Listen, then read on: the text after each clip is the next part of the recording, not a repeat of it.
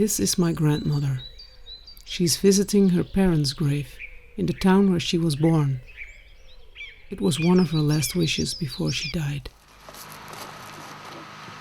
Wilt u even zoeken?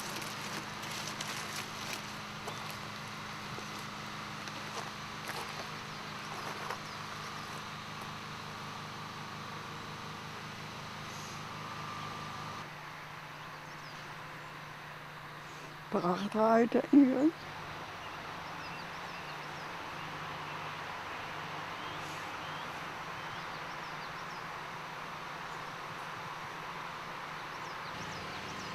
En nu ben ik hier en nu kom ik hier nooit meer natuurlijk. Dit is echt ook een afscheid weer, hè. Al is het maar van een graf. Wat zei uw vader toen hij overleed? Hoe is het mogelijk? Toen was hij er niet meer. Ik weet niet wat hij gezien heeft, dat weet niemand. Ook zoiets vreemds. Ja. Ja, hij zei, hoe is het mogelijk? En toen ging het kaarsje uit.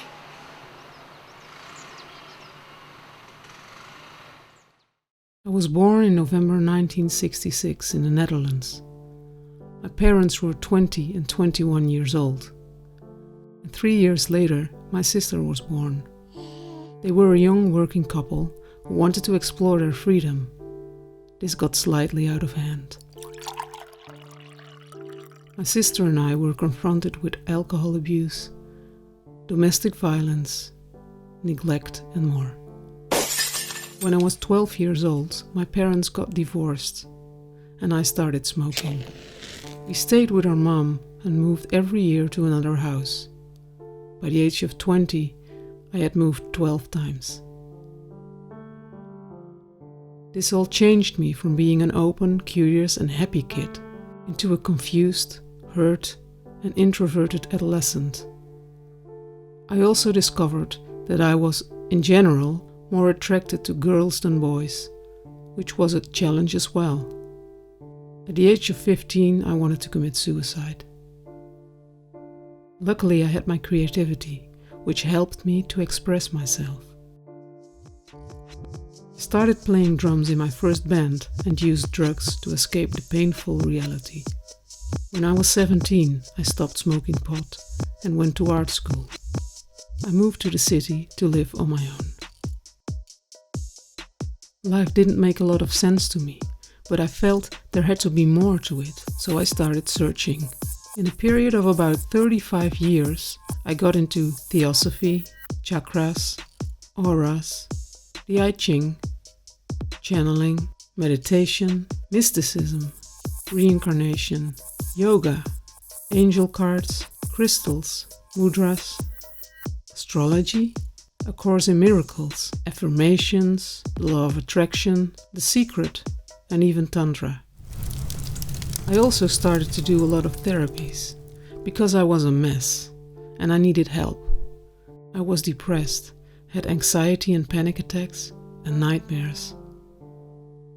Every once in a while I dissociated from reality completely. At art school I worked like a madman for 5 years to get a grip on life and to express myself. I also started traveling a lot, first in Europe,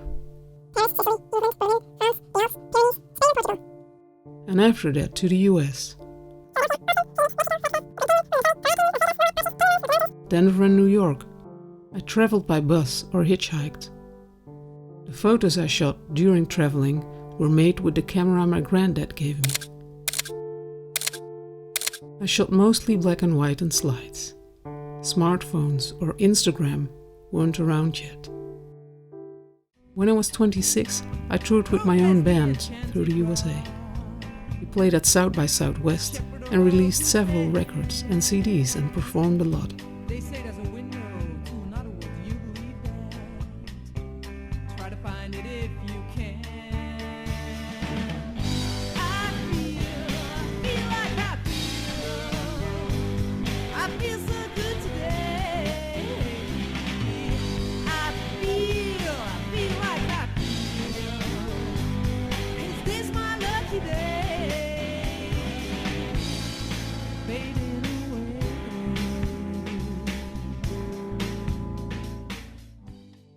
At a certain point, doing rehearsals and shows felt like doing the same thing all over again.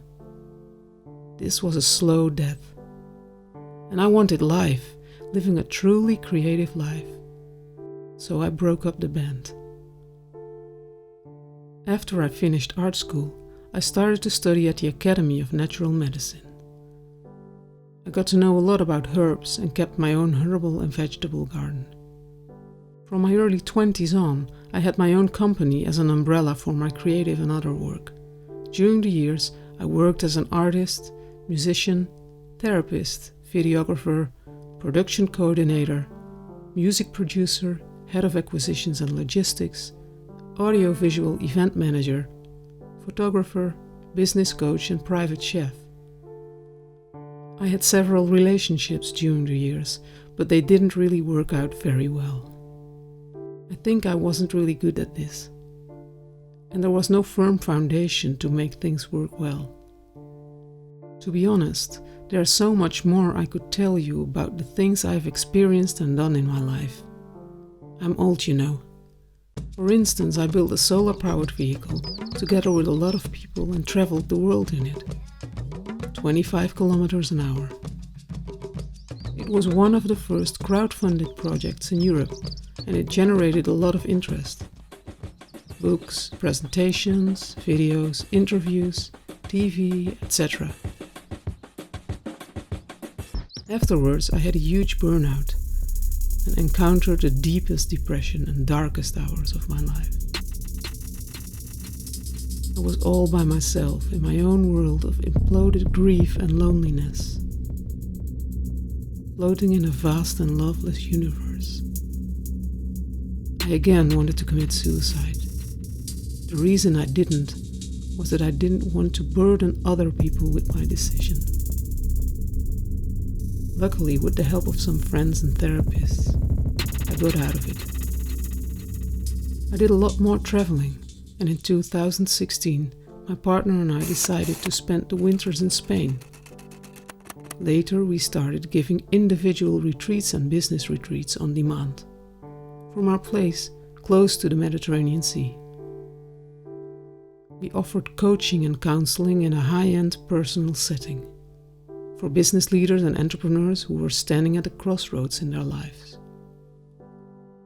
One of the most important things we started doing to get the best results for our clients is that we started praying every morning, because we knew we couldn't do it on our own, and we realized that there was somebody or something bigger than us who could help us. The results became hugely successful. A lot of business leaders, CEOs and entrepreneurs rated us with 9s and even 10s. At the same time, something started moving in my spiritual life. During my life, I had spent a lot of time, energy and money to fill the void of loneliness within me. There was this disconnectedness and a yearning for being totally embraced by love. I also wanted a solid foundation in the truth. I had searched my whole life, asking questions like, who am I? What is my purpose? What is the meaning of life? Is the world crazy or am I crazy? Who is in power in this world? Who is really in power? And so on. I was a truth seeker.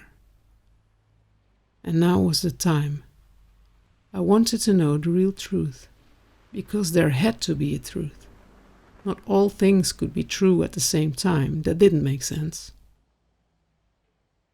God had knocked at my door several times during my life already, but now he clearly drew me closer. I remember looking at the sky and sea, the birds and the palm trees from our place in Villajoyosa. As an artist, I had recognized the beauty of creation many times before. But now I realized in my innermost being that God had created this all for us to see him. The universe as a token of his greatness. The waves, the sun and plants, the feet we walk on and the air we breathe. ears to hear and voices to sing with, mountains to cherish and snow to play in, the stars, he created it all, to perfection. He had done everything for me, but what had I done for him? I didn't even recognize him, let alone thank him. I didn't see that he had walked with me every moment of my life. He had tried to reach me so many times, but I almost never saw it. I was blinded by all the nonsense of the world, but now I saw him in all his glory, in all his greatness. And the strange thing is, this wasn't just a thought or a feeling, this was an absolutely overwhelming realization of the truth. At the same time, I also felt repentance and remorse, because I had been so ignorant and ungrateful. The whole experience made a huge impact on me and changed my life in more ways than I would ever expect. We both started reading the Bible. It was one of the spiritual books I hadn't read yet. I thought it was old-fashioned, and parts of it were false. I had many prejudices against it, also against Christians, by the way. But things turned out to be very different than I thought. I thought I was living a life of freedom and was very tolerant and welcoming to other views. Now I realize I was living in a very, very small box. I did a lot of research and realized that these 66 books that were included in the Bible, written by more than 39 writers in a period of 1600 years, were true. I didn't think it was true. I didn't feel it was true. I realized it was true. Even more, I found out by reading it that this book was very much alive. And, as crazy as it sounds, it started reading me. It slowly but surely changed me to the core. And slowly but surely, I started to build a relationship with Jesus. Because in the end, Christianity is not about religion, but about having a personal relationship with God. It is very personal, very intimate, and very amazing. Now, if you listen to the first 15 minutes of this video, it was all about me. Me, myself, and I. Go ahead, listen back. All the people mentioned in this story were actors on the sidelines. And I was the center of my own private universe. I was my own God with my own rules, my own needs and will. My life, my career, my relationships, my successes and my failures. It's like an obituary of a deceased person. And in a way that is true. Because only now I realize that life was never about me at all. It's all about him. It's not about self-realization. It's about him. It's not about happiness. It's about him. It's not about riches. It's about him. It even is not about signs and wonders. It's only about him. This transformed my whole life, work-wise and privately. My partner and I live a life of celibacy and have a loving platonic relationship, which we happily dedicate to God. Make no mistake, this is no sacrifice. Everything falls in place when you follow this path and build upon your relationship with God. This is real freedom. It's not about doing whatever you want to do. It's not about your job, money, travels, or how many people you have sex with. Real freedom and love fills the emptiness within when you start doing his will. God has called me to use the creative talents he gave me for him, for his goals and for his glory. The only thing that could be of importance in the story you just watched is when it leads you home to him. By the way, do you know what my grandmother always did for me? Every single day, she prayed for me. This is the greatest gift she could have ever given me. Thank you, Oma. It worked out pretty well.